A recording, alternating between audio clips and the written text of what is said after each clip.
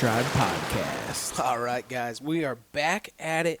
The first week after the new year, I guess that's what it's kind of weird. We were talking about before we had recorded that this is episode 226, bro. 226. This is your boy East Coast Trev, and I'm joined by my good buddy Mr. Madman Mardick. Oh my Jesus! Thank you. No, thank you. Now, who even gave you those buttons, bro? I just learned Or new nor did they stuff think and that how it to was a do- good idea for you to use them. I just push buttons sometimes. It's just like, what does this do? Oh, thank you. You guys are too kind. You're whatever it takes, buddy. Whatever it takes, my friend. Well, hey, deer season's over, and now what are you going to do with your life? It is officially over, man. I'm daydreaming about sheds already, though. Yeah, Big time. you're not the only one, and I've seen a No. couple people have found them, and I've been out shed hunting once already, and it's always good when that stuff happens. Yeah, it's so hard, right? Because this happens every year. You'll see a couple pictures pop up on social media of maybe a couple finds, or people will post a couple trail camera pictures of that's clearly a buck that drops. And everybody, including us, gets excited and wants to get out there, but you kind of know, right? You got to wait because just because one buck dropped, 90% of your other bucks are still holding, unless it's like a known shooter target buck, like you really want that deer sheds. Sometimes you're just, I don't know, man, it's hard. So let's hit that nail on the head real quick, because one of the things for me, so you always wait until February, right? Like February, Try to. you go like Valentine's Day, and one of the things Yeah. is like one of those areas, and with being an avid shed hunter is, I work like in a circle, right? So the bedding's in the middle, and I just work those feeding grounds on the outside, like where those deer aren't going to be that time while you're in the woods, because if you start to push yourself into those areas where you know that those deer are holding up at that time, you're going to push those deer out of there. It's Right. just like during the rut when putting the pressure on those deer that like you go into those areas, you can push that deer out of and your neighbor will end up with your shed. There's no Right. doubt about it. No doubt Right. about it. And those deer will be Absolutely. put into an area, and then you're not getting you're going to maybe end up with his antler, but you're not going to get the intel that you want. And that's it. Now that shed hunting has become such a big thing with so many people finding the white gold, right? It makes it tough because, like, you want to be the first one in there to find your antler, but you don't Right. want to be in there too soon, but then you're Too- always worried right. if somebody else is in there, so it's... It's almost no different than early season hunting, right? Mm-hmm. Like you want to wait until it's prime and the buck's killable, but you wait and somebody else is in there too early, Mm-hmm. messing things up or whatever. Gonna make it worse for you. Yeah, and the other big thing too that comes into play for me is public land or private land. Right. I might pop around and bebop around a piece of public, especially like a really popular one where other people are definitely going to be doing that as well, and sit on your privates. And aside from trespassers, no one's going to beat you to your sheds on private. No one else should be there, right?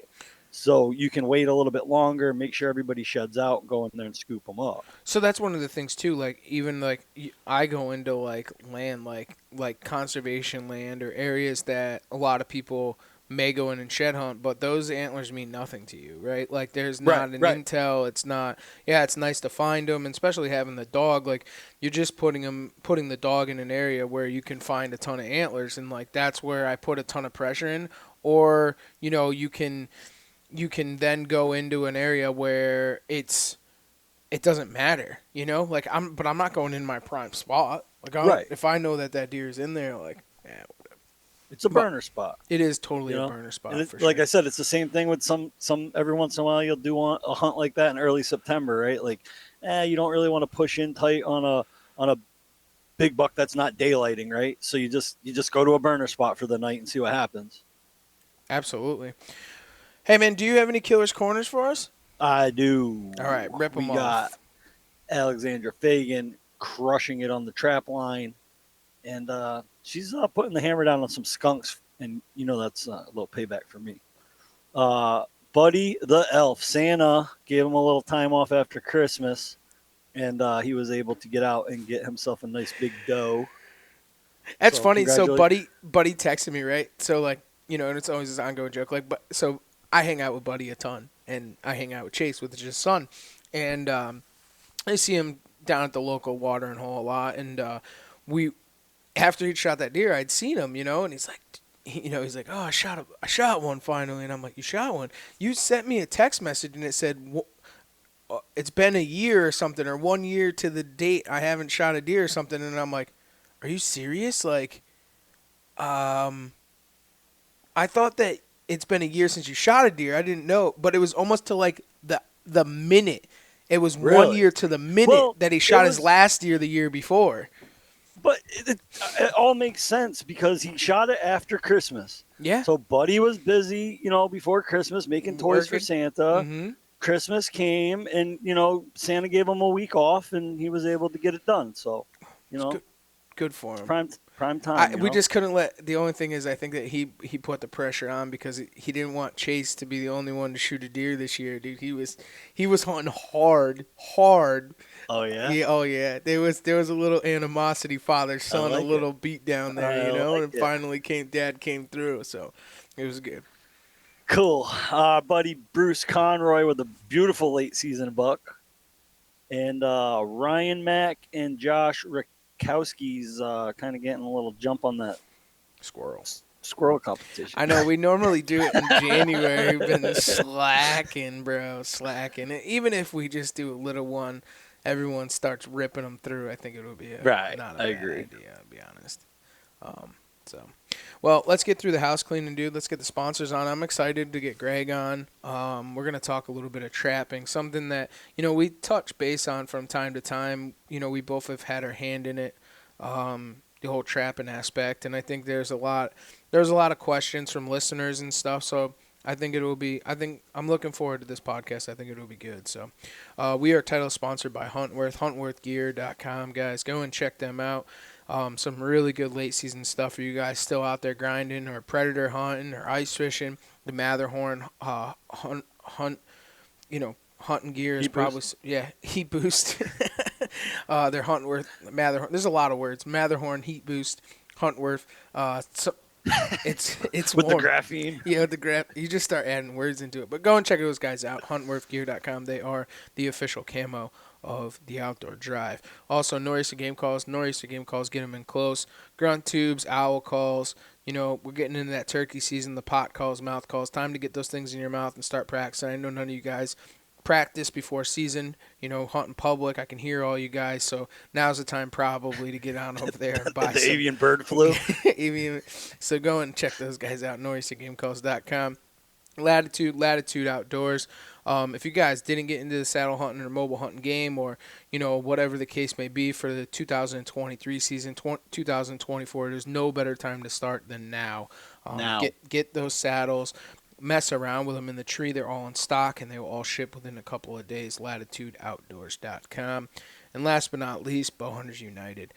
And I cannot stress it enough to sign up for Bowhunters United. Get on over to bowhuntersunited.com and sign up. And for those guys that are advocates, now's the time where a lot of the politicians are pushing different things, and a lot of things start going, and so on and so forth. Now's the time to be informed of what's going on. So you can sign up for a free over there at bowhuntersunited.com. So, well, Stevie, you think maybe I want to do a natural voice owl hooting competition? We can do like a video thing on the group. We want to start it off, like maybe tomorrow. Post up something on the whole thing. Yeah, we can do it now. Yeah. Yeah, whatever. Get it going. I was just talking out loud. Yeah. So maybe. All right. You start it off. You go on there and you start talking about everyone practicing their owl hooting and well, I'm not a big drinker. No joke, I'm not a huge drinker. You know that. Yeah. My owl hoot does come out on a night on the town. On a cold one. Yeah. So this is what we'll do. We're gonna give away a call. Mark, thank you. I appreciate it. You're gonna give away a call for this one. Surprise. Surprise. Thanks. You guys. We will, for the best owl call, we're going to cut this off, let's say January, February, March. We'll go March 1st. So March 1st, the best owl call by March 1st, we're going to give them a credit for an owl call from Nor'easter Game Calls because we're actually in the works of a new owl call for the 2024 season. Ooh, I already picked out my blank for that. I can't wait. So how you want to do that? Should I do a pin post and have post their Yep. submission in the comments, For sure. or just do a okay? No, we can So I'm post pinning it in the comments. Yeah, just post it in there, pin it in the comments, and if you guys on Instagram, just tag us, and then we'll go through and vote. How are we judging this? We going by like most likes, or are we just gonna? All right, so then you know what? You're right. So we'll do it in a pin post. The judge.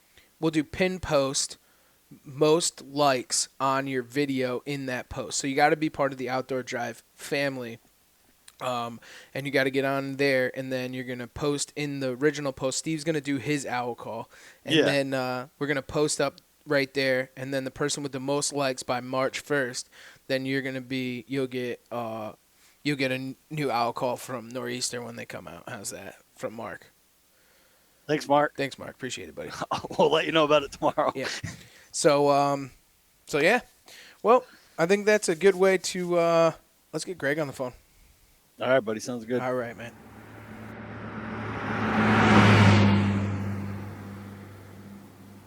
All right, guys. We are back on the phone with Greg Staggs. I know that it's a very familiar voice for you. How we doing, Greg? Man, I'm awesome. I'm excited, man. This topic has got me fired up. I know it's not well, you know what? I thought we were going to talk mobile hunting and saddle hunting, no? Oh, dude, you and I were messaging each other a couple days ago. I mean, I love mobile hunting, love all that stuff, but man, really, there's only so much you can talk about in mobile hunting, right? And and this is the topic that's near and dear to my heart. I am passionate about this. I know you are, and always for years following you, and we've always had this common ground for this, and I think that we're gonna have some good conversation, and I think it's a very important thing, like where we talk about it, and it's not something that's talked about a ton, and I think it's something that needs to be brought out, definitely in the podcast realm, because there's not a lot of it out there. There's really not, honestly, in my opinion. Well, there's not, and I think you got to be careful when you use this word. I think it's largely due to ignorance, right? And that doesn't mean that's not a bad thing. It just means it's not understood. It's not talked about. To your point, people are not knowledgeable. That's what ignorant means, right? It's just people are not knowledgeable about it, and so they wrap all these fairy tales and myths and things about if a trap gets on your hand, it's going to break your wrist, or you're hurting animals and stuff. There's all of this misconception and misnomers out there, and it's strictly due to because it's not talked about enough. There's not enough real world education, especially from knowledgeable people out there that are disseminating information correctly. Well, and it's crazy when it gets into the wrong hands, it's used against us a lot of the times in the trapping world, where some of these organizations, like you had said, a lot of people don't talk about them, but there's a lot of states out there, that's called, like to us, say we'll call it Massachusetts. They can't even use conibears. They can't use footholds. You know what I'm? So they're only using live traps because nobody stood up in the ignorance of those people. Where, I mean, I remember days of going to some of these, to some of the state capitals and stuff, and kids of 8, 10 years old were sticking their hands in, Bridger 3s, and, like, it's just a normal life. Like, I can't tell you how many farms that we've gained permission for, especially, 7, 8, 9 years ago when my boys were 5 and 6 years old, and we'd go up to a landowner and knock on the door, and we'd ask about, hey, can we have permission to trap coyotes, on your farm? And most of them would say yes, but sometimes there'd be some hesitancy, right? I'm like, trapping, And my 6 and 7 year old would literally reach in a bag and pull out a Bridger number 3 and go, here, this is all we're talking about. He'd put it on his hand and put it right in front of the guy's face and go, look, it's just restraining. It's not hurting. And the farmer, you would see their eyes go, oh my gosh, that 6, 7 year old stuck his hand in a trap. Yeah, it's not a big deal. And so, we gained so much permission from acts like that of just a visual demonstration of, it's not what Hollywood is portraying, right? No, and then we start to lose things, and people, they think wrong, and so on and so forth. But you do bring up a really good point, honestly, is the youth. Like, the youth get into this and what it is for the youth. I was lucky to learn it at a very young age and run the trap lines as a young kid and skinning and all those things that are now starting to be lost. But, like, it's it's a very good sport for the youth. It's fun. It's entertaining. I mean, we have a 6-year-old that runs a trap line with us every day, Yeah. and loves it, and just catching animals and understanding wildlife. Like skipping school, and we're like, you can learn more on a trap line in one day than you will in a month in school. 100%. I mean, you think about it, and we may have talked about this a little bit at the very end of the last podcast that we all did, but some of the better known and more successful, bow hunters out there that have made their mark in the bow hunting world come from the trapping environment, coming from the trapping world. You think of Jim Shockey and Fred Eichler and Tom Miranda. All those guys started off as trappers, and they learned their woodsmanship running a trap line. And so, I actually got checked by a game warden a couple years ago, and we were just, after he checked and made sure my tags were okay and everything, we just started shooting a breeze, and we got on the subject of trapping. I don't even remember how the conversation turned. Like I said, in the intro, I'm passionate about it. It doesn't take long talking about outdoors, and it's going to somehow veer into trapping. But the game warden looked at me, and he goes, trappers are the best outdoorsmen there are in the woods. And that was coming from the game warden, Mm-hmm. And so, yeah, if you can get a youth involved, and there's a lot of reasons for it, you and I talked about it a couple of days ago, is that, kids don't have to be quiet on a trap line. Right. You don't have to shush them. You don't have to make them be still. You don't have to bring an iPad with them to occupy their time until something shows up. I mean, just run them along the trap line, and they can, see everything there is out there, all the scat, the sign, to help you bed a trap. I mean, my kids were putting traps, bedding traps in when they were 7 years old. And it brings, the point that you just brought up with all those people that are big names in the industry now today, like, you get to understand those things when we were kids walking around the woods with our fathers and looking at tracks, deer scat, Mm-hmm. deer this, but when you're on the trap line, you're looking for the same. You're looking for, otter toilets and raccoon, burrow trees, and all the dens and all these things and all these prints and all this scat, and you're trying to separate all the two and what's in a swamp and what is going on. I mean, you talking some of the best learned woodsmanship within 500 feet of the truck when you're on the trap line. Like, you can learn it all so quickly, and I think to become a woodsman, like, you start to understand, like, like us as, like deer hunters, when you walk in the woods and you're like, oh, that's a game trail. And somebody that doesn't know it is like, that's a game trail? Yeah. You ever seen, like, when you start seeing mink running around banks and stuff, like, it's tough to tell. So once you see it in the big woods, it's a bigger thing, right? So you become a better woodsman at that point. Absolutely. And then on the flip side, on the back end side of it, when you bring those little guys along and they get to see a live coyote, a live fox, a live bobcat sitting in the catch circle, and you can point out the catch circle and say, okay, that animal can move to that limit, because of the trap chain, and you can walk up to here and stand here and look at him, and I've got so many great pictures. I mean, I've got a back wall. I'm kind of looking over my left shoulder. I've got a back wall that's just covered with my boys, sitting in behind a coyote or something like that. And it's so funny, Trevor. We have guests come over from, do a church dinner or something like that. They'll come down and they're looking around at all the animals and the mounts and stuff, but they always gravitate to those pictures, that wall of pictures where the boys are sitting there behind a bobcat or a coyote, and they just stare and they're like, and the question usually gets asked, like, is that alive? Well, yeah, we didn't prop him up there. That's a live coyote, and their minds are just blown. They're like, how's he sitting there? They're like, well, that trap is kind of restraining him there. He can't go anywhere. So, but that's so cool, is letting the kids see all that and experience that, that unfortunately 95% of Americans don't get to see. Yeah, and that's one of the things, too, to be able to get close to those animals, see the reaction of those animals when they're put in that type of situation. I mean, like, it's incredible. It's something that, like, you'll never be able to see other than on a trap line. Like, and coming along with that, I know we're, kind of jumping the gun with some of the stuff we talk about, but, like, the catch and release aspect of it. Yeah. I mean, managing. My boys have got to realize that it's not all about killing, right? I mean, that, we, as a deer hunter, as other types of things, especially as a deer hunter, once you release that arrow, it's over. I mean, there's no takes backs. I mean, it's done. And unfortunately, there's been a time or two I have shot a buck. I'm like, ooh, I wish I hadn't let that arrow go. Right. But you can't. It's dead, right? Mm-hmm. And that hunt's over. Your season's over sometimes if it's a 1 buck state.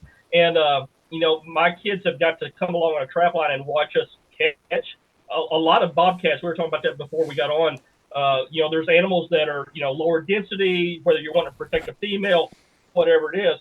If it's a small kitten, not a fully grown mature tom for us, we always let those animals go. We let all the female bobcats go. I'm not interested in keeping a female bobcat. And so my kids have got to watch it like, hey, we caught it, we had fun with it, we took some pictures, and now let's let it go, and it's about its way, and it's back to normal, and it can go out there and breed and help sustain the population. Well, not even that, but like you start to get to some of these rubbing, like when you have a cold season and then it gets hot and then cold, and those animals are going in and out of dens and burrows and so on and so forth. They start to rub. The fur's no good unless you're taking out a population of predators in an area to take them out, doing to nuisance or whatever the case may be. But if it's not prime fur, you just let them go until another season, or they're gonna, like for example, we've had a couple of years where the price of fur hasn't been the greatest. So I'm not gonna go and kill a ton of raccoons when they're not worth anything. I'm not just killing them to kill them. Like, we're going to manage them. You know what I'm saying? We're going to take out the bigger ones, the more prime ones, let out the like those types of things. So it's not a kill thing. You're not hurting those animals. Those animals live, and then you catch them another year. Like, the traps aren't hurting them. It's just a restraint at that point. I mean, like a dog proof. I mean, for going back on the kids, like, the dog proof is the easiest setting trap there is. You could set a coon dog proof anywhere. It's easy, it's simple, and you don't have to worry about anything. Like a kid can run through with a bag of marshmallows and set 25 coon traps on one farm and just have the greatest time of their life. Like, it's... Absolutely. And it's safe, Yep. So my question for you, Greg, is, so where did it all start? Like, where did your passion start for trapping? How did you get into it, and where is it today? Yeah, that's an interesting question, Trevor, because I actually wanted to start a long time ago. We lived sort of on the edge of this little town that I grew up in the Boot Hill, Missouri. And about a 5-minute bicycle ride, I could be at this, what we call a ditch, a creek, a small river. We were calling them ditches because they were all man-made in the Boot Hill that expedited the swamp drainage, right, that allowed people to start farming out there. But so I could be at the edge of this creek or ditch, and I rode there every day after, because I had no plans of going to college, nothing like that. So, I mean, my life was just fun in high school, right? I got home from school, and, man, I jumped on the bike, I grabbed a fishing pole, a tackle box in one hand, a BB gun, whatever, and I was off to that ditch. And, I mean, I was shooting birds and, catching little small bass, and I was doing all that kind of stuff like that. I'm reading Field and Stream and Outdoor Life, and you come across these articles about trapping and stuff. And so I actually went to a local bookstore or something, and I actually bought a big, thick book on trapping, on how to get started and all that. And I read it, and because I had no mentors. I was doing all this on my own. It was all self-taught. I was learning as I went. And so only thing I had to learn from was that book. And I read it, I mean, day in and day out. I'd read it, and I'd come across these things about, dyeing and waxing traps and boiling and this and that. And honestly, I hate to say it because it speaks to my willpower and personality back then, but I gave up on the idea. I thought it was too hard. It's just there was no one around to teach me. I didn't have any mentors, and that book seemed very convoluted and very complex. The whole art of trapping just seemed way beyond what I could grasp. And so I put it on the back burner for a long time. I was actually married out of college, started on my career, was married. I actually had kids at this point, and I was taking a deer mount to my taxidermist, and somehow he had some red fox and gray fox mounted and some other things in his studio, right? And we got to talking about trapping and, canines and things like that. And he goes, well, I've been trapping for, a decade or so. And, he goes, I got in, this was my taxidermist speaking. He said, I got into trapping so I could sit outside the catch circle and just study predators live, study their mannerisms, their facial expressions, everything. He just wanted to sit and study them so it would make him a better taxidermist. and he literally is a world-class taxidermist, even here in Southeast Missouri. He's competed in worlds, and his mounts are incredible. So we got talking about it, and he said, yeah, if you show up Saturday morning at 6 o'clock, you're welcome to. He goes, I've got an extra four-wheeler. You can ride along on the trapline with me. And I bet he really didn't expect us to show up at 6 o'clock, an hour and a half drive away, but we were there. And he took us around and showed us how to bed traps, what kind of traps to use, earth anchors. I mean, he showed us everything, how to boil them, how to wax them, everything. And once he showed it in person, I'm like, this isn't that hard. I don't know why I thought it was that hard, But as a junior high kid trying to read a big, thick book with not a lot of pictures, it just didn't make sense. But when this guy literally physically took me under his wing and mentored me and showed me, I'm like, oh, this is pretty cool. And we got to run his trap. We went back 3 days, and I actually caught a non-target catch in one of the sets. I actually caught a dog out, a domestic dog in one of the canine sets I made, and of course we just let it go, no big deal. And but that was my very first catch on his line. But it was a set that I made on his line where he stood over my shoulder and mentored me on how to bed it, how to get it firm, how to make the trap not tippy, and all that stuff like that. And so, yeah, that's how I got into it. And after that, I came back and we basically ordered everything he told us to order, right? And took off from there. And that's you bring up a good point with trapping, right? And we talked about woodsmanship and all this other stuff, but it's getting to get those animals to step in, we'll call it a 1x1 square.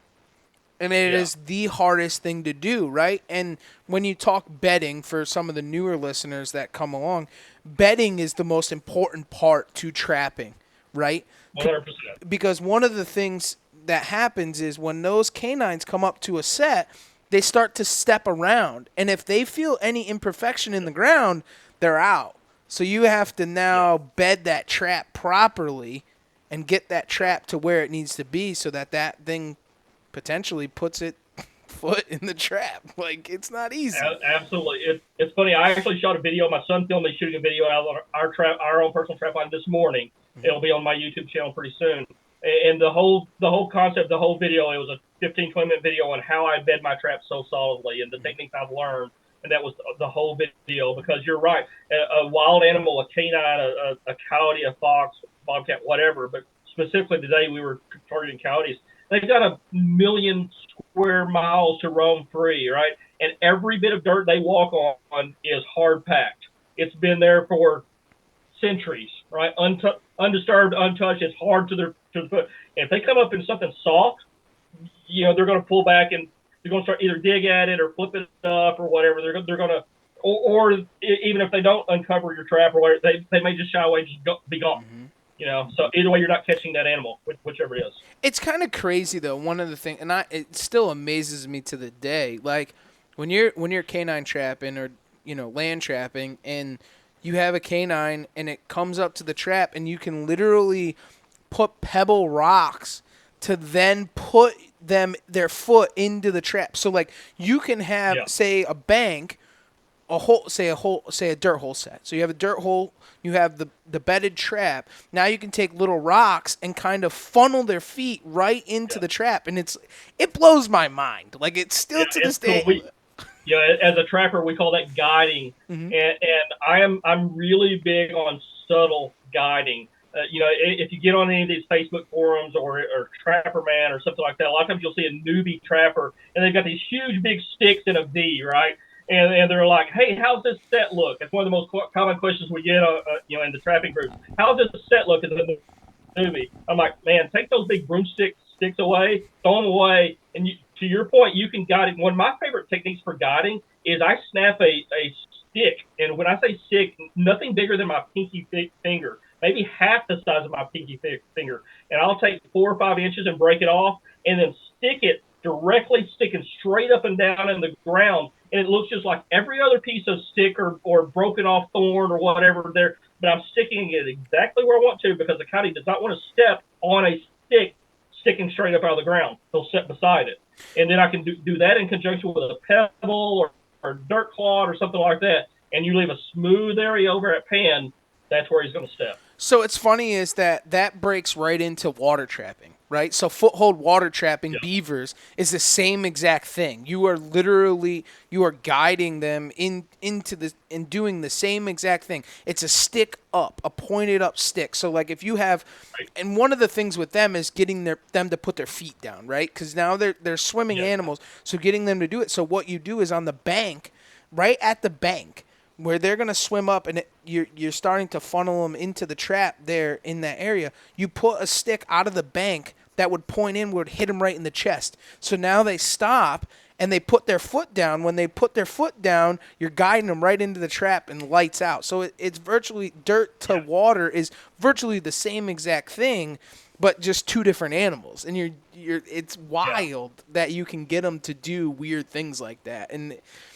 it's tricky, It is but wild. And for those listeners who don't know, if you're not familiar with the trapping world, I'm not a big water trapper. You're a much better and bigger and more professional. I don't know, more accomplished water trapper than I am by far, because I just dabble in it. But the one thing that I love about it, you talk about fur, water animals, their fur is so awesome compared to land animals. I mean, a coyote is really soft, and there's some neat fur from land animals, but water, man, you get an otter. The best fur in the world I've ever seen is an otter. I mean, it's like I actually read a stat that it's 1 million follicles per square inch. That sounds astounding to me. I don't know if that's actually true. I know it's some of the thickest fur I've ever felt in my life. It's just amazing from a water animal. it's crazy because they look like crap swimming in the water when they're wet. But when you take home any type of Right. water animal and you blow it out and it stands up and all the hair is there, all the guards on it, like it is a beautiful, beautiful animal. And you have to remember too is they're super thick and dense because of they're in the ice and all that stuff. It's incredible fur. Like a beaver skin, a beaver fur it's the most softest thing. I have a pair of mittens that I had made. Oh my, they A, warm, B, they're just like, I just rub my face with them constantly when I'm on the trap line because they're just so soft. But there's so many things that come from that when you're trapping, because like it's just amazing. The furs are just incredible from all the animals, even but like you said, to your point, like water animals, they're incredible fur. The fur is just every single one of them, all the way Even down a to a muskrat. Yeah. I had a muskrat tan, and he's over there on one of the end tables, and it's you pick it up, and it's like luxurious. I mean, it's when you think about mink coats and stuff like that, it's just like it's amazing. So that's a good point too. I mean, I wish that is the one thing that PETA and some of the other stupid organizations out there that are so misguided and so they have no idea about the natural renewable resource, and how they're bastardizing the whole industry with all this green plastic polymer crap that they would rather replace fur with. I wish that we could get Americans to support the fur industry again and realize that what a sustainable, renewable resource that is so much greener, if you think about it, than the plastic nylon industry crap that's out there, the fake fur stuff that it doesn't decompose. You can go into it if someone's listening, they're like, I don't know, Greg, that doesn't sound right. I can't believe that real fur is greener than nylon and plastic and polymer and stuff like that. Do your homework. And, we're not going to get into it a whole bunch here, but if you're listening, you're like, I don't know, go Google fur versus nylon and how green, real, sustainable, renewable resource fur is. I wish Americans would get back into supporting that industry. So there was a question. So we had a ton of questions from, Instagram, Facebook, and so on, because we said we were going to do this. And one of the things why we wanted to do this was to kind of see or answer some of the misconceptions that some of the people may have that maybe aren't trappers, or maybe some of the questions that they have about trapping, like yourself, wasn't into it but want to get into it. And there's some of those questions. But one of them, Brian Neitlinger had asked was explain why the pelt prices have plummeted while the predator numbers have increased. So going along with that, you just kind of answered part of it. Yeah. Yeah, and I think we touched upon this a little bit too. So before this podcast even started, we were talking about that about you know the two biggest examples I can say this, and if you'll allow me just a little bit of latitude to give the two examples, and then I'll tie it in to answer Brian's question here. You think about what have antis, if I use that term in general, what have antis tried to do? They tried to stop hunting, right? Well, they weren't successful in it. So you look in some of the western states where they're introducing wolves. Well, if I can't stop hunting, what am I going to do? I'm going to eliminate the thing they are hunting. So if I can't stop hunters, I'll stop the thing they're hunting.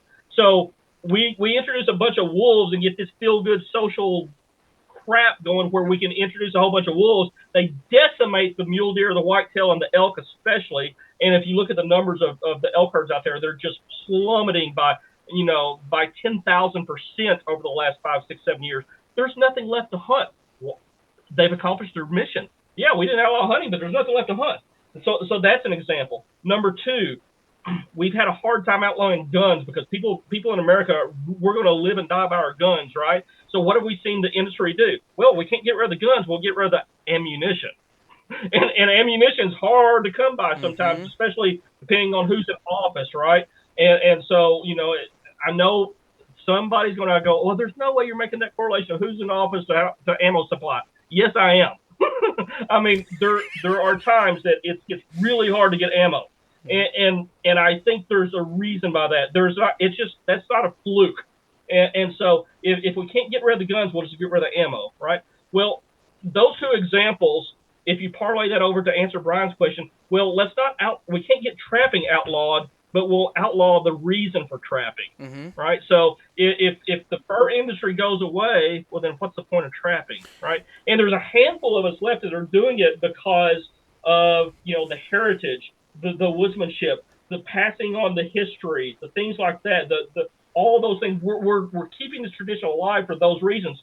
But we've seen a lot of people fall by the wayside because, well, coyote pelt's not worth but $3 or $4 now, and it used to be worth 30 or 40, right? And so you lose that wholesale ability to market your furs is gone. And so I think, I know that's a weird way of looking at it, but I think that's the reason why fur prices and all these things, because they took away the market. And it was a very intentional thing to do.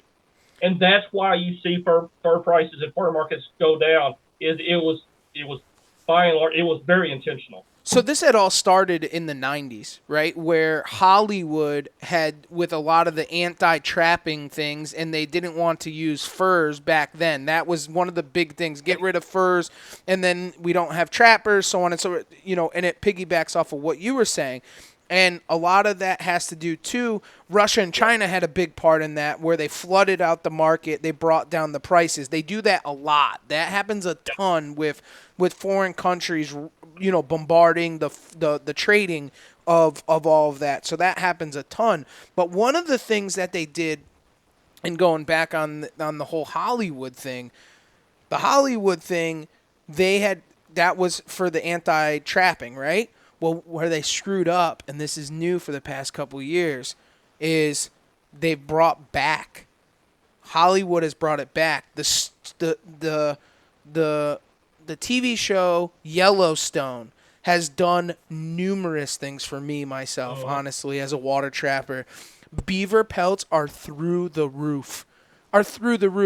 Greg, I'm getting somewhere between $35 and $45 a beaver pelt right now, and this is the deal with it. They're green. Awesome. I don't have to flesh them. I don't have to do a thing with them. And what they do is I'm selling them green for that price, because what they're doing is they're not even using and this is going to this hurts my heart just as it's going to hurt yours.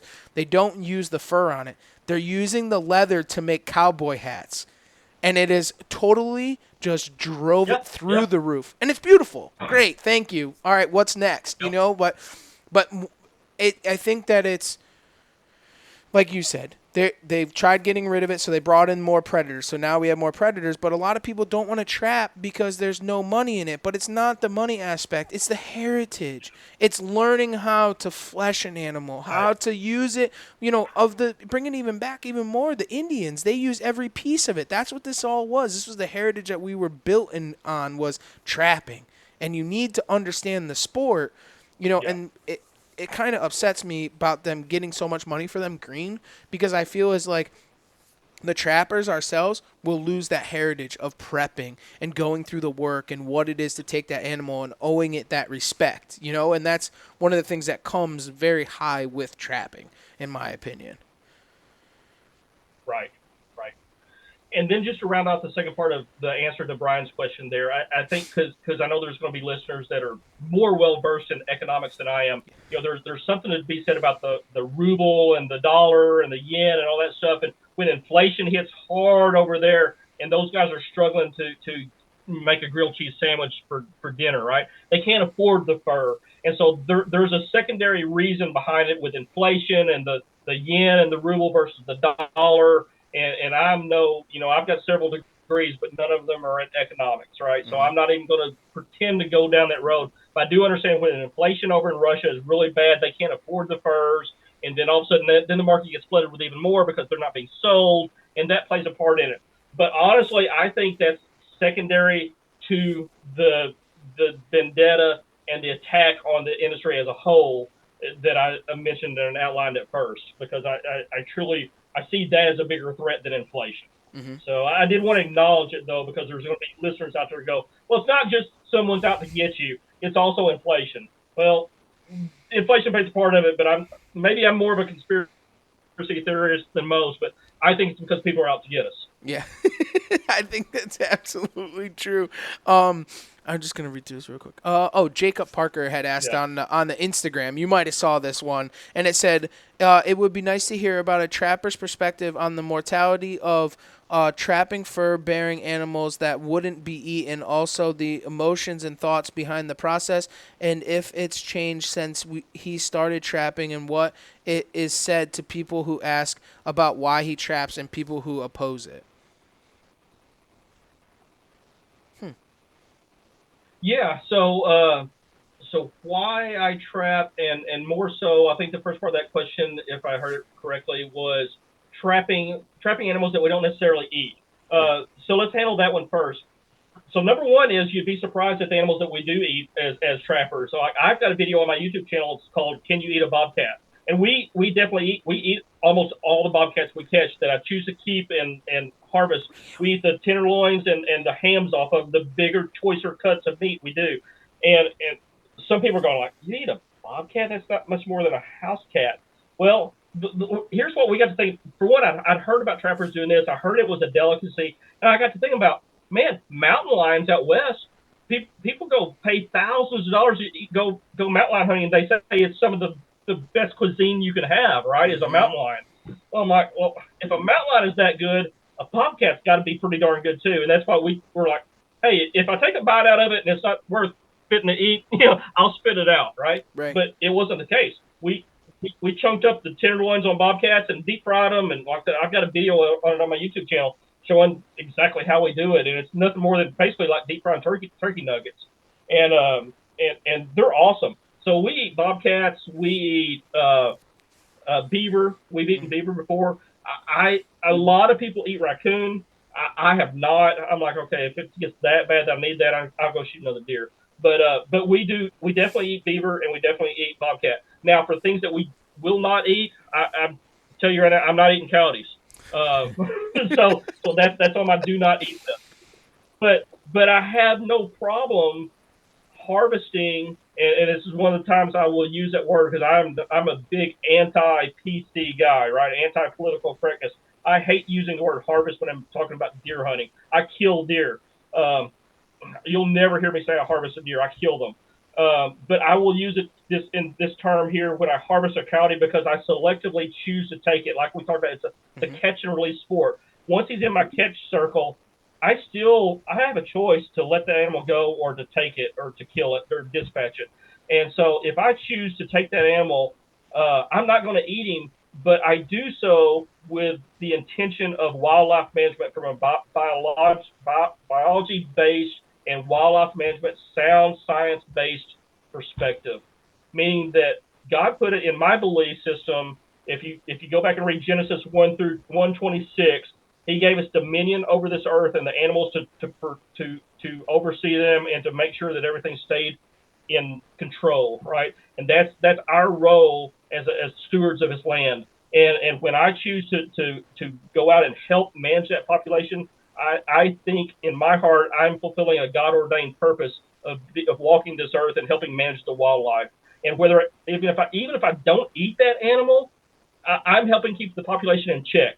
And we've seen what has happened to animal species and populations that go unchecked with mange and starvation and overpopulation and things like. It's a very, animals don't die in a hospital bed with their relatives sitting by their bedside reading bedtime stories.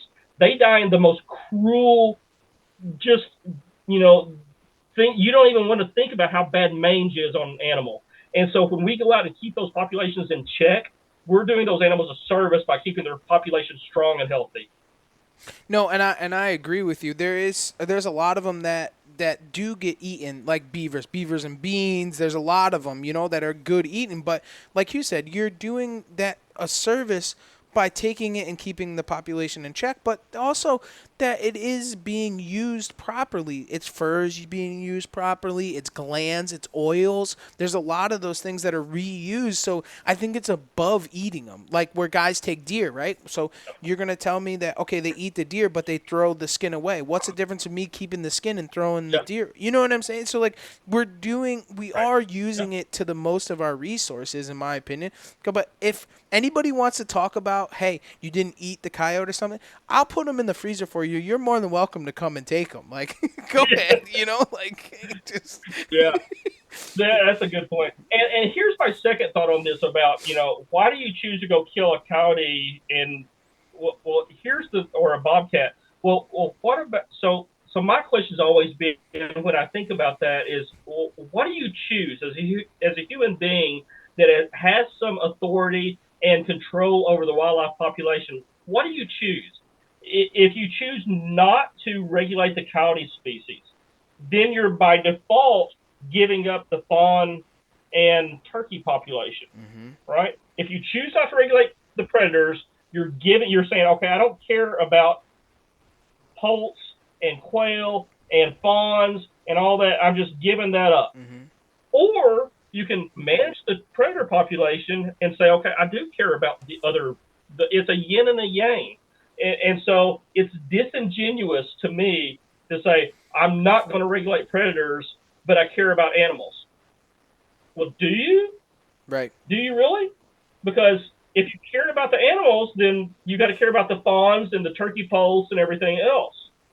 Which is it? You can't have your cake and eat it too. Absolutely. And, there was another question on there, and it was from Chad Ketch. He said, any people on here trapped to protect the turkey populations? I've been thinking about it. That's 100%. That's why we trap. 100%. Yes, 100%. I've got a very good friend of mine who we're very blessed that farms 4,000 acres in Kansas. And we are one of only two people that he has in his whole sphere of influence. He allows to go turkey hunt that 4,000 acres. And he has invited us. We went out and trapped those farms in Kansas. I actually have a video on my YouTube channel called Coyote Camp, a trip to Kansas. And it's a whole week in Kansas where we go and we just trap those farms. And yeah, it's a fun experience and it's a bonding experience. So you'll see my boys in those videos. It's a great time, but it's with the intent of managing the predator population so that when we go back out there in the spring, we have a more prolific flock and more numerous flock of turkeys to hunt. And it helps him because he loves quail. We don't hunt quail, but he loves quail, and we're helping manage that whole predator population through the act of trapping. And it's crazy you start to see in a lot of the properties where I do a ton of raccoon and possum trapping and so on and so forth. Like, I'll be honest, and I call it as I see it, right? Like, if there's a possum in a cage trap, it's getting dispatched. I don't care. Like, it doesn't matter to me. I 100%. Don't care. I'm not, they get it. Raccoons get it. Like, I'm sorry, but if I'm on a turkey, skunks, if I'm on a turkey farm, forget it. They're all everything is done because that, and you over even 1 year of taking those predators out, you will see an influx in the turkey population because the Huge. going into the turkey aspect of it, and one of the things is, yes, turkeys, if they lose one clutch, they can then have another clutch until they have a returning clutch. But it also is on the deducting every single time. So if they have 20 to start, their next clutch might not be 20. It might be 15 or 10, or they might then finish with one egg. So it doesn't matter. So if you take out those predators, those ground nesting things, they're eating, they're not gonna. You're never gonna have your turkey population come back. It's just never gonna happen. Yeah, and I think what you pointed out, we probably need to expand and just clarify. A lot of people think of these predators as running around chasing a flock, killing the adult birds, right? It's not necessarily that, although, if you've been a turkey hunter, you've probably called in a coyote at some point just from making hen turkey calls, right? Mm-hmm. So they'll come in and they will definitely kill adult birds. But really the threat to the turkey population is them finding a clutch of eggs and just breaking them all open and eating them before they ever get a chance to hatch. And so, I didn't really understand that just until probably a decade ago myself. And that's the reason why I want to explain that to our listeners. It's not the adult birds being killed, it's finding the eggs. And it's funny, so I have a video. I don't think I've ever released the video. We were in turkey camp last year, and all the boys were inside the cabin. We were having lunch in between, turkey, morning and mid-morning turkey hunt. And I'm sitting on the table, and, we're down by the river, and I'm sitting there, and I hear this mallard, hen mallard, she was just going bonkers. So I go over, I grab my camera, I grab my binoculars, and I'm searching the bank. I'm like, where is she? Where is she? And I know at this point, she hasn't had her little ones yet. And I see this thing dart, and I thought that it was either a bobcat or a fisher cat. And I'm watching it with the binoculars, and I'm watching it in the camera, and now I'm hollering to everybody. I'm like, boys, come down here. This is gonna get good. Like, I thought that the coon was chasing at this point now I find out it's a coon, but I thought it was chasing down the mother duck.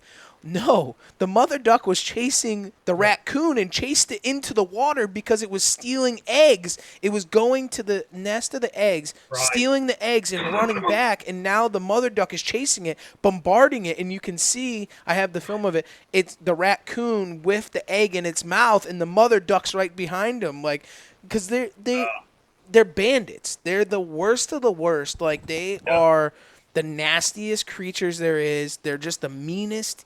They don't care, and they kill everything. Yeah. I think when we're on the topic, it's worth noting, especially to the listeners that find this interesting and want to get started, there's no easier way to get into trapping than the nest predators. It's so easy and inexpensive to get dog-proof traps. You don't have to worry about bedding traps. They're super easy to set, and you get a lot of action. So even if you're out, say you're trying to canine trap, you might get your ass kicked trying to catch coyotes, but you can also run some dog proofs on the line too, so you can scoop a coon or a possum along the line in hopes to finding a coyote and a canine trap. But great place to start with a half a dozen dog proof traps. That's so true. That's a great point. Yeah, absolutely. And truthfully, I love going after coyotes and fox and bobcat, but specifically coyotes, I view as one of the most intelligent animals in the woods. And I chase them more so, to be honest with you, if you want to strip everything away from an ego standpoint, I chase them to match wits with them, right? To see if I can compete with them on their terms. I'm just stripping away all the stuff and saying that's what drives me. Yes, it's serendipitous in the fact that I'm helping manage the county population. I'm helping keep them healthy from a number standpoint. I'm helping the fawns. I'm doing all that is serendipitous. In other words, it's a byproduct. If you want to strip it all away, I love matching wits with that coyote, right? But take that aside. If you want to do the most good for your farm, to your point, go buy you a dozen or 2 dozen dog proofs at your local, farm and hardware, Tractor Supply, Rural King. There's a million places you can buy DPs at locally, and put you out a dozen or 2 dozen, dog proofs, and catch opossums and skunks and raccoons specifically, Right. And you'll do more good for your farm than you ever could otherwise. Right. No dye, no wax. All those Nope. other tools you need for. I mean, it doesn't get any cheaper, simpler, easier, and a lot of action too. Yeah, and bait is really cheap. I mean, you go buy some mini marshmallows from Walmart, a little bag for $1.97. I mean, that's about all you need. When you get really sophisticated, like I did a couple years ago, I went to my local farmer's co-op and I bought a 20-pound bag of game fish food, like it's floating game fish food, like you throw out in a pond to feed your catfish. It's kind of got a fishy smell to it. It looks like dog food. And I bought a 20-pound bag for $20, and I got a raccoon dog-proof bait for life. Mm-hmm. I mean, it'll take me forever to go through 20 pounds of that stuff because you pour just enough in to cover the trigger, so they reach down there and grab the trigger and pull out, and you got him. It's that simple. And they're fun. It keeps the kids entertained on the trap line. I mean, it just doesn't. Right. It doesn't get any better. It really doesn't. Like, they're fun as hell. They're cool. Yeah, and they're pretty. They've got pretty fur with a bandit mask, as you called it a while ago, a bandit. It's got the pretty mad, the ringtails. If you catch them after Thanksgiving, they're furred up beautifully. Mm-hmm. I mean, they're pretty animals to catch, but you're doing a world of good for the farm. And going on your point too, I mean, like the coyotes, like it can get nerve-wracking trying to catch them, and you cannot, the thing with them is you have to stay on them. You cannot give up. Like, you get into, and especially, and going back on the bedding aspect, if you don't bed a trap properly, you're talking one of the smartest animals to ever walk the face of the earth at that point, because now it is keen to what is going on. It has now smelt the bait.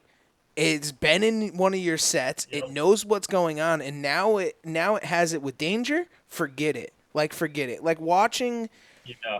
We used to trail camera all of our dog sets, and watching a dog come into a set and how, sometimes they'll work that trap 2-3 nights before they actually get their foot in it, because they'll work it, they'll kind of get uncomfortable, they'll back up, and then the next day they'll come into it. Like, I know why you have that ambition to want to catch every dog on the face of the planet. Yeah. Because it's like a complex at that point, Greg. Yeah. I've been fortunate. I've run a lot of cameras over my sets, and I've got a lot of that footage embedded into my YouTube videos on how to trap coyotes and stuff on the channel. And it's really cool watching them, to your point, come in and see how they approach a set, how they work from behind it, how they pee on it, whatever. And we've learned, over the years, that we'll make some what we call flashy sets, big dirt hole sets, T-bone sets where you get a cow's vertebrae, make a T-bone with kind of a flashy T-bone. And then I'll make some really subtle sets, maybe right across the pathway or so, maybe a urine post set, or what we call a triangle of death, where we literally just take a stake driver and we drive in 3 holes in a triangle and bed the trap right in the middle of them. And we blend it in with scissors. I'll cut a big handful of grass and just cut like every inch the grass into scissors and just blend it. And literally, you cannot see anything there. Even if you're a fellow trapper, you could walk up under one of those sets and you would not, because there's just 3 holes buried underneath the grass. And I'll drop a Q-tip with 3 different baits or 3 different lures in each hole, and you can't see anything there. But a coyote can smell it from probably 25 yards away, and they'll come over and they smell 3 different scents, and they'll walk back and forth, and they'll move back and forth, and eventually they're going to step in the middle between those 3. And you got him. We call that, there's various names. Some people call it a compass set. Yeah, that's just what my buddies and I called it, as a triangle of death, whatever. But the set works. And so, but we'll blend in really subtle sets. Sometimes I actually have you're going to see it by the end of this trapping season. I've got this idea for a video. We're going to drive to a farm that we trap, and I'm going to stop. I'm going to have my boy film this. And the title, you'll see the title on my YouTube channel. It's going to be, "We Caught a Coyote on This Rock." That's going to be the title of the video. I'm going to pick up a rock on the side of the road and take it to the farm we trap and just set it down out in the middle of the pasture. And I'm going to drive a little punch hole, a stake hole underneath it. even smaller than a mouse hole, and drop a Q-tip down it and bed a trap out in front of it, and I'm going to catch a coyote on it. That's going to be the video. But I love subtle sets like that combined with the flashy sets. That's where you can start really playing some mental games with those things. And that, So oh, go ahead. I was just gonna. So at that point, is that rock basically eye appeal? So that coyote's gonna come through that pasture that he's been through 100 times, and he's gonna say, "Where? What is that?" There and you go. He's gonna come check. He's probably gonna circle downwind side, catch a little whiff of that lure, and he's done. Yep. Now, one of the questions. That's exactly right. You know. Oh no, go ahead, please. No, I was just going to make a real quick point to round out that thought process. It's, you know, we talk about, you know, getting in a big buck's bedroom and how that's akin to a person's bedroom. You move a lamp in your own bedroom and a big buck is going to notice it, right? If you cut too many shooting lanes and things like that. I think it's the same thing in a coyote's world, if not more so. They run that pasture every few nights, right, when they're making their loop. And you get a rock, I mean, it sticks out like a sore thumb. And I'm just going to talk about a rock that's just a little bit, maybe the size of a football, between a softball and football. It's going to stand out like a neon beacon out there for that sucker. And that's so that's my video. I've had that idea for a couple years. I'm gonna film it this year. Just, hey, I caught a coyote on this rock, and we can get into that later on too. Save that topic for later, because you can get into trapping on the cheap. It's not an expensive sport. You can use Q-tips and feathers that you keep off a duck you killed, or a turkey, or a rock you pick off the ground, and we can talk about that later on. But you don't have to spend a lot of money in trapping. Anyway, I know you had a question, Trevor. Yeah, no. I mean, it's all good. One of the things that I wanted to, you just brought up a very good point about doing it on the cheap, and some of the other things, like when you're cat trapping, a lot of the things, I did some research trapping for the state because we're trying to get a bobcat season here, and I've trapped a ton of them. Just messing around, cage trapping, fox trapping, you catch them in the trap, and they get fun and they get dangerous, but, and I think felines are probably some of the most dangerous animals when it comes to trapping them. They can get wild. Like, I've been in some weird situations with cats, especially cage trapping them, where you have to then release them out of a cage, and a lot of the times they burrow back and they snarl at you and they jump at you and they get weird. But like, you can use a CD and kind of get there. We used to take CDs and we used to hang them in the trees, and feathers and all this other stuff. From the Christmas section at Hobby Lobby. Mm-hmm. They're just like house cats. They literally are just like house cats. Yeah. To go on that with the sense. Yeah, so that's a great point. Go ahead. No, I was going to say that's a great point. I tell people all the time that I love matching wits with a coyote, because I think they're extremely intelligent. I think they're among the most intelligent critters in the woods, is a coyote. But when you get one in a trap and you walk up onto it the next morning and do your trap check, by and large, and by and large, coyotes will hunker down and cower away from you. They're not super aggressive usually, but a cat is 100% opposite. A cat wants to let you know he will tear you from limb to limb if you get close enough. And oh my gosh, there's nothing like walking up on a really large, and when I say really large, I'm talking a 30, 35 pound tom male bobcat. You hear these internet rumors and myths about 50-pound bobcats. No. But if you can get a 30-pound male bobcat, that's a huge bobcat, and he will absolutely let you know. I mean, they sound like a lion when you walk up. I mean, there's just this deep rumble and growl, and they're just sitting there like letting you know, like, buddy, one more step and you're mine. And you don't get that with a coyote. You get that, I don't, they're just backing away. And for the most part, and cats, oh God, I love walking up on a bobcat. I love trapping. I love going after. I love chasing coyotes, but I love walking up on a bobcat. When you walk up on a bobcat for the first time and he's got an MB550 strapped to his hand, and you just hope that he's not toe caught, that he's definitely palm caught, because you're like, he gets under that chain. You're looking to see if it's a full bad cat right off the bat. Yeah, it'll test your wits. And one of the first cats we ever trapped was funny. It was in an MB550 because we started off with those, and but he we walked up to it, and my oldest now, he's 20 now, but at the time he was like 6 or 7. It was our first cat we'd ever trapped, and we walked up to him, and the catch circle's there, and he's standing outside the catch circle. I've got a picture of this, but I wish I had a video. But I actually have a couple still photos because I had a old Nikon D40 with me. But he's standing at the edge of the catch circle, and he's looking for it. And he's all, and this is my 6-year-old, whatever he is. He's all big and tough, and he's hissing and spitting and snarling at that cat. He's just like, he's antagonizing it. He's just a kid, right? And all of a sudden that cat is like, I've had enough. And that cat made it to the end of his chain in about half a second and came within about a foot of my son's face. And he about crapped down both legs. It was so funny to watch. I mean, I had a good full pad catch. I wasn't worried about it. I know some listeners out there are like, oh, that's a bad dad thing. The cat wasn't going anywhere. He was fully caught. But he hit the end of that chain, and it was so funny. And, but yeah, we dispatched the cat quickly after that. But, yeah, they want to let you know they were lost. I think even as a grown man stepping up to a cat in a trap and it starts to give you a little, this hair stands up on my back just talking about it, to be honest with you, because it's something else. It really honestly is. Going back on the cheap aspect of it, there's actually another question James had asked. What are the different scents you use and when do you use them? Are there different months for different sets? And he just wanted to know that.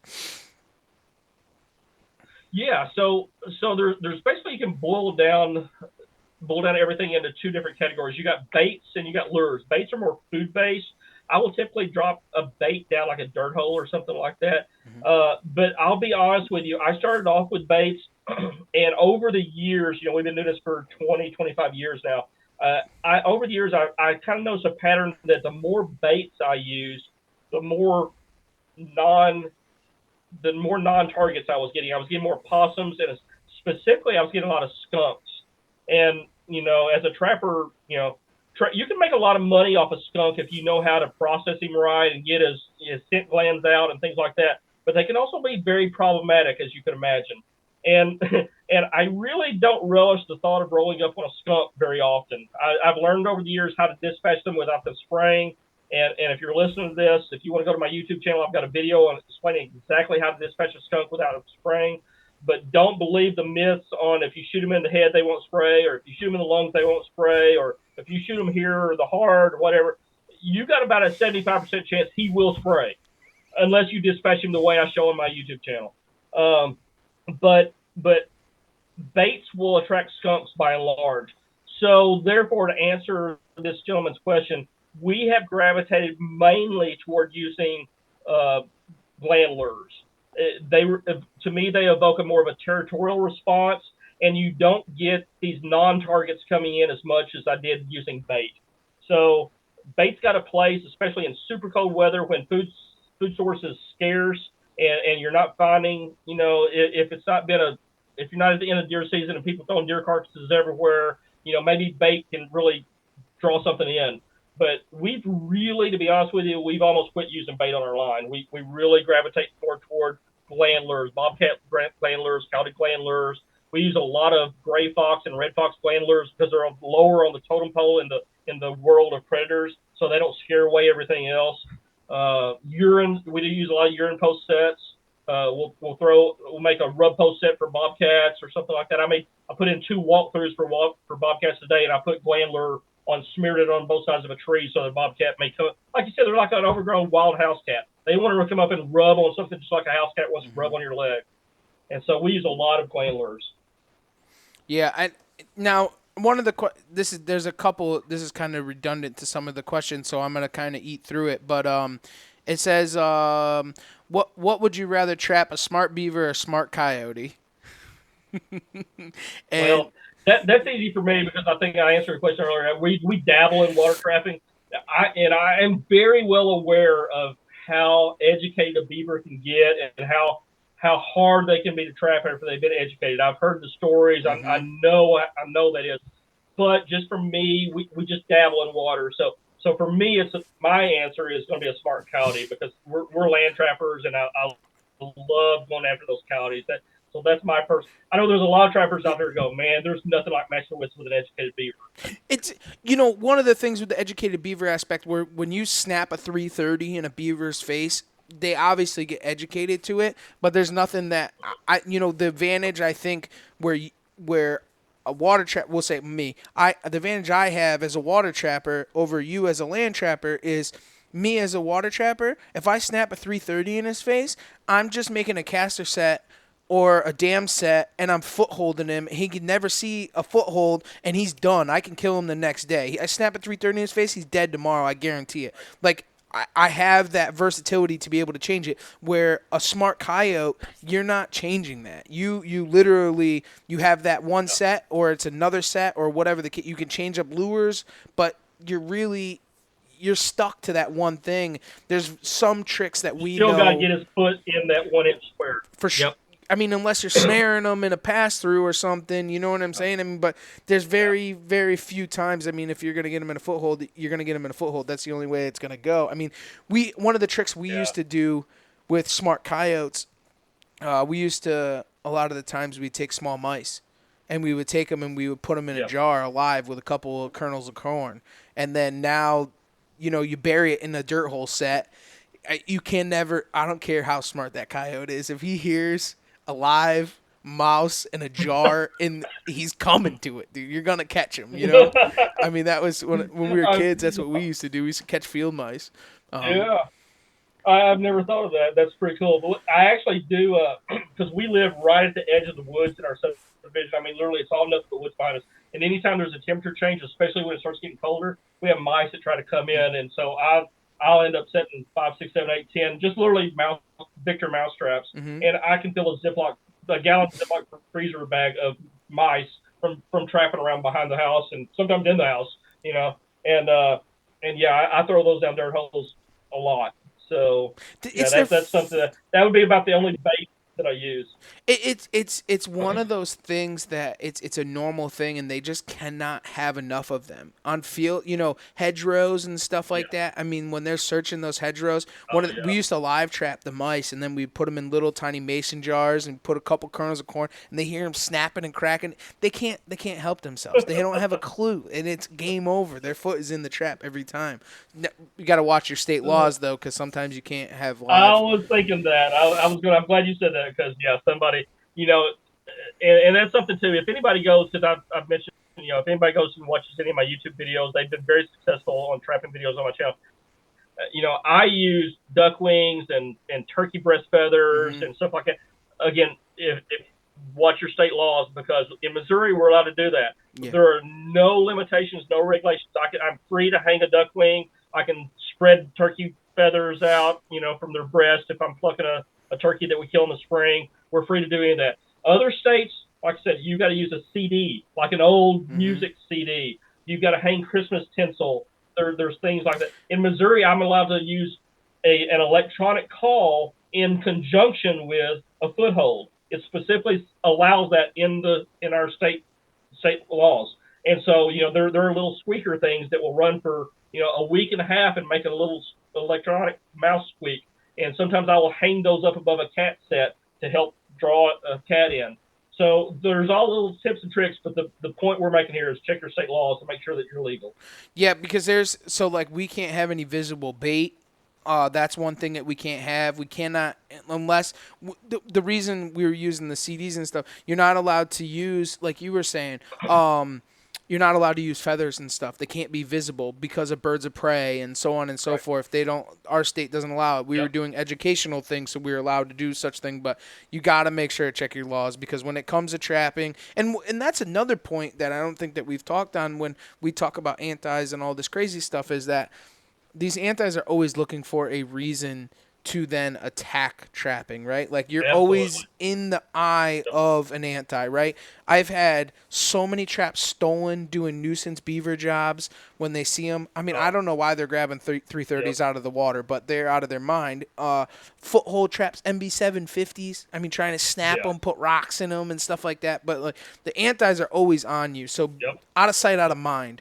So when you're going to trap somewhere, check them, you know, if they're in the public's eye. Check them early morning before anybody gets up. You know, like, they're gonna use anything against us. So always keep that in the back of your mind. When they have a little tiny cute raccoon in a dog proof, they're gonna try and use it against you. So you kind of gotta, and that's one of the things I definitely want to hit home. Like, out of sight, out of mind. Really, when it comes to trapping. Yeah, and you brought up a good point there. This is a little bit of a stretch, but I think it's a good segue too, because this is something that's always bothered me as a bow hunter and a fisherman and just a general outdoorsman, as well as a trapper, is all of these communities that I just listed off seem like no one really wants to pick up the mantle and fight for the trapper. And so you've got a small, even within the trapping community, you've got a very small subset of the trapping community that's willing to buck up and stand up against these individuals and fight for them. And by and large, the bow hunter and the deer hunter and the rabbit hunter and the pheasant hunter and the turkey hunter and all this are like, oh, well, if they get rid of trapping, no big deal. Well, what they don't realize is that's a foundational block. The antis pick their spots, and then they'll move on to the next one, right? They're not just out to get rid of trapping, right? And then they're going to go, okay, we're done. We're never going to go after anybody else again, right? So I think the rest of the outdoor or sporting community needs to stand up and go, wow, we need to stand up with our fellow brothers or with our fellow outdoorsmen and help these trappers, maintain their tradition. Because if we don't, we're next. Mm-hmm. And so that's a big thing that, so just always kind of like people just don't seem to care. And like, you better care. No, and I totally agree where trapping is one of those things that's like super easy, right? Like it's like that. It's very easy for the antis to come in and say, oh, that's so dangerous and it's so bad. And like in the public's eye, going back on the point that you had said on ignorance, where people are very ignorant to what trapping is, with it being a restraint, and it looks so bad. Like when we talked about walking up on a cat and how like fierce and crazy it is. But if you walk up on a raccoon in a dog proof, it just looks like a little tiny, cuddly, nice, beautiful teddy bear. And if they start taking pictures of that stuff, now it's a very easy in for them. Trapping is a very easy in for antis, where when you give them an inch, they're going to take a mile. And those bow hunters are next. The rifle hunters are after that. It's super simple. So we have to kind of respect your trapping and your heritage there, but also us as bow hunters and outdoorsmen, we need to stand behind the trappers, because it's an easy attack. Trapping is an easy attack. Yeah, and I think you make one last point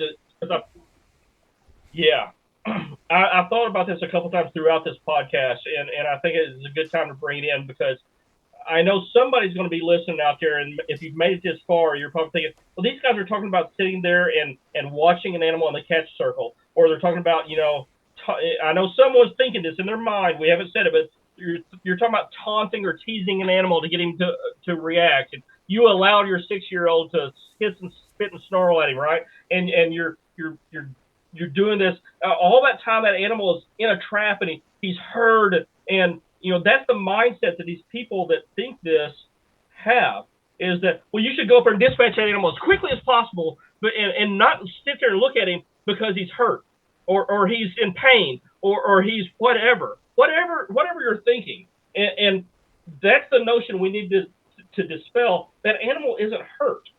That animal's not in pain. That animal's just being restrained there.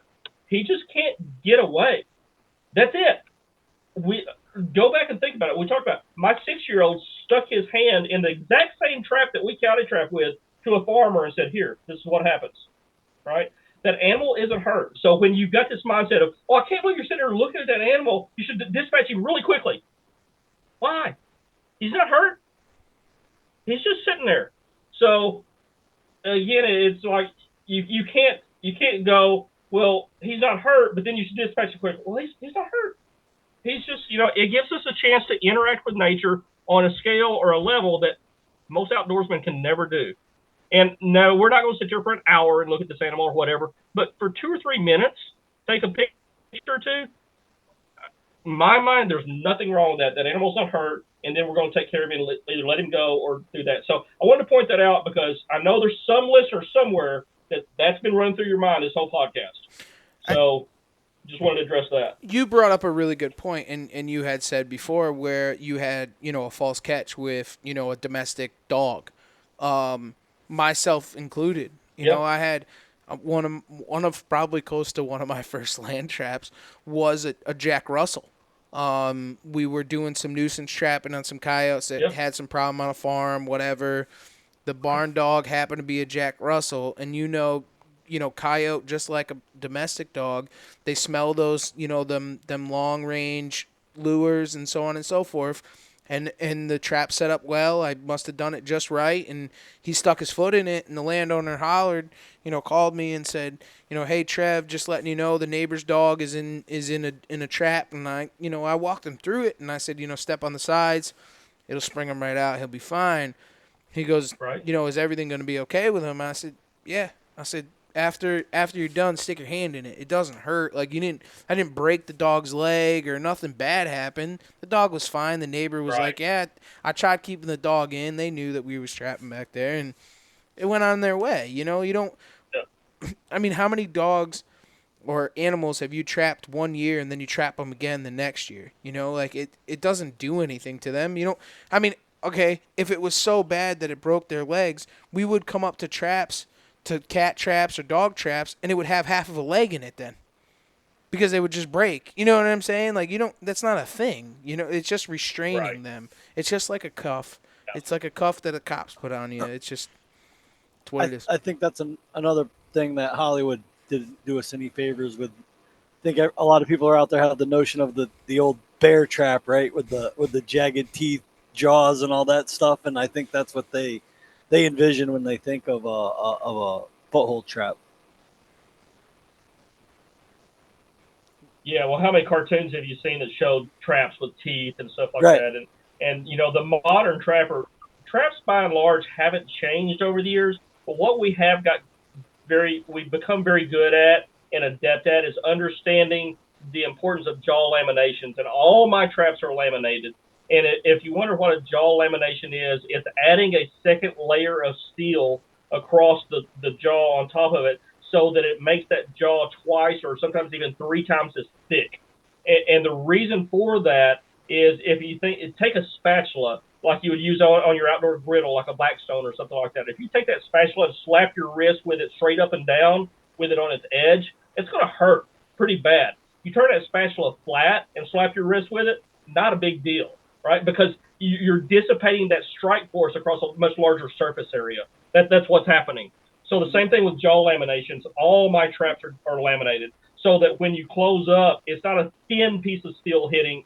Now beavers and stuff like that you're going to drown, they're not laminated because they're going to die in 2 seconds anyway after I drown them. Right, but all my land-based coyote and bobcat traps are all they have jaw lams on them, so that close up on it, and there's a broader surface area holding that leg, and it doesn't break. I bet I've caught, to your point, Trevor, over a dozen house cats in my bobcat trapping pursuits. They're all feral, they're all wild house cats out there. They're not pets, right? They're just out there living, and they're probably more detrimental to the ecostructure than the bobcat itself is, right? Because, you read the stories about how house cats and feral cats kill all these songbirds, and they're responsible for, all these extinctions and stuff like that. But I've caught over a dozen feral house cats out there. I've never broken the skin on one of them. Not one. Because I've examined their paws as they've been in the trap. I've never even broken the skin on them. And that's due to jaw laminations. It's also, I always triple swivel my traps. So I run multiple swivels on my trap chain so that if you go watch any of my videos on my YouTube channel, you'll see sometimes I walk up on a coyote and he starts flipping and flopping and twisting. Well, if he's got multiple swivels, he's not going to hurt. He's not going to put any pressure on his shoulder, any of his joints, his elbow, his paw, anything like that, because he can just twist as much. He can twist it as hard as content, and he's not going to hurt himself because it's multiple swivels through there. So that's one of the things here that some of the laws with land trapping here is we have to have padded jaws. So all of our traps have to have padded jaws, and we have to have triple swivels also. So we have to have one at the base of the Okay. We have to have one at the base of the trap. It has a swivel. Then we have to have a spring with swivels on either side of it. So we not only so that the shock absorbent is Right. taken up as they run to the end of the chain. So we have a shock, and then we have so we have to have 3 swivels on a chain. They have to be a certain length. So there's a lot of laws here locally that we have to do that are normal precautions that I feel that should be abroad. With the swiveling, at least the lamination, we have to run padded. But yeah.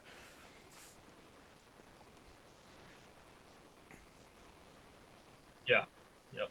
So, yeah, and I think most trappers that are pretty conscientious and ethical, they're doing that on their own anyway. Like I said, we have no laws that state that I have to do that, what I do. Right. But, in the case that I get a non-target animal, I want to be able to let him release and go about his way, and he can go back to his homeowner or whatever. And that's one of the things. So land trapping is where now, we have to take those precautions because of, pets, domestic animals, so on and so forth. Water trapping is totally different. Like, they're instant drown sets. Mm-hmm. You're taking them instantaneously. Right. Like, there's no, it's the most humane way you could take an animal. Like, it's lights out every single time. And a lot of the times those water animals, a lot of times they're nuisance where the beavers are now taking up properties. Especially suburbs and stuff like that. So like, we're taking them things out of there anyway. So it's null and void. We have to get rid of them and stop the population as they are. They breed like rabbits anyways. So it's just they become a kind of a pain in the butt when it comes to that. Yeah. So. Yeah. The reason why is because people aim out to their hobby farm or whatever and get rid of a beaver that thinks that they're ornamental, maple trees or whatever, Japanese this and that, and beavers are just knocking them down like crazy. And I'm like, can you come out? I'm like, I know just enough to be dangerous with water trapping. Yeah, I'd come out and help you a little bit. At least you get rid of them and they don't have to worry about it, and then it's all done and over with. That's the worst thing with the beavers. They can make a mess pretty quick. A beaver is no joke. They make a mess so quickly. Yeah. Oh yeah. I believe statistically they do more crop damage than any other animal in the U.S. I heard. Mm-hmm. They flood all kinds of stuff, ruin everything. Yeah. They're brutal, and it only takes 2 or 3 of them to really put the hammer on everything. Like they'll ruin everything in no time. We have a ton of places that we trap because of them, and there's only 3 of them in a hut. I've seen a few spots down my area because we didn't really have beavers in my area when I was a kid, but it's like one of those spots where there's no sign of beaver, and then all of a sudden it's like, holy shit, like what happened here? Like they came out of nowhere. Right.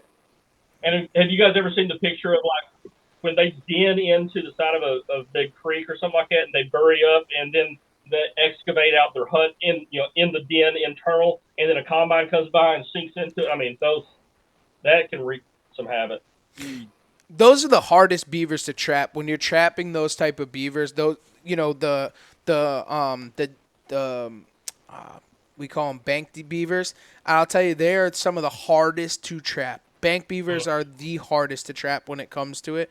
Yep. And there's a lot of irrigation. You probably pretty similar to what you're used to. You have ag fields with the irrigation that runs up and down them, and they make the burrows inside of that irrigation. We were coon hunting one time, and the dogs went in there. The coons went inside there, and then they went in. It was an absolute nightmare. They wreak havoc when it comes to that. Especially, I could imagine with out west with the farmers, like you were saying, the combines falling inside of them and stuff. That can't be good at all. Do you got anything else you want to add to? No, man. I think we've covered everything, other than the fact that I think the big thing to push is that we just talked about is if you're looking for a great way to get your kids outdoors, trapping is 100% a great way to get the youth involved. Get them to I think we hit on it pretty well, but I just want to circle back to that. Is that get your kids involved, buy a handful of dog proofs, like you said. Help your farm out, but man, what a way. I've got a Facebook friend that just started last night, went out and got some dog food from his local tractor supply company and took his kids. He's got pictures on his Facebook feed today of he's got 2 little guys, and they're both out there. They're excited about putting dog fruits in, and so I think it's a great idea. Start little, but there's so much education out there now. You can figure out how to do what I was scared to do and couldn't figure out how to do as a junior high guy. Now there's such a wealth of knowledge of information out there. So take advantage of it. And man, if you got any questions, just hit us up. Any of us guys out here. I mean, we've kind of bumbled around this thing along. We kind of know what we're doing. Yeah, no, I absolutely agree. If anybody does need anything or whatever when it comes to it, please reach out to us. We'd be more than willing to point you in the right direction. Greg has a ton of YouTube and stuff. Why don't you share with them where they can find you if they're looking for some of those videos and stuff? Yeah, so my YouTube channel is called Staggs in the Wild. So that's my last name, Staggs, Staggs in the Wild. And I've broken my YouTube content down into playlists. So I've got a mobile hunting playlist. I've got a one sticking playlist. And then I've got a playlist called Trapping, Predator Control. And so if you go to that playlist on my YouTube channel, you'll see, how to catch a bobcat, how to catch a coyote, how to make dirt hole sets, how to make T-bone sets. You'll see all kinds of. I actually even have one video on water trapping, Trevor.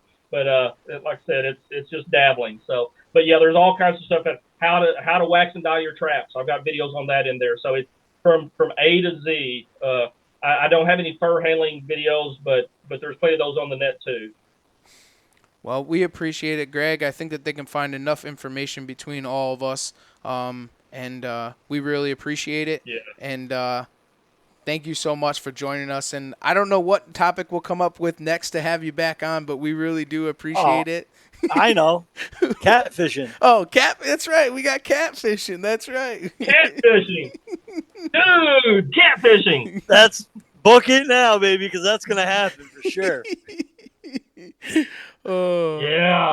Yeah, catfishing. Oh, see the smile on his face. He's ready to rock and roll. Well, everyone, we'll have Greg back on for catfishing, and we really appreciate you jumping on. And for everybody else, thanks for taking the ride right here on the Outdoor Drive. Recordings.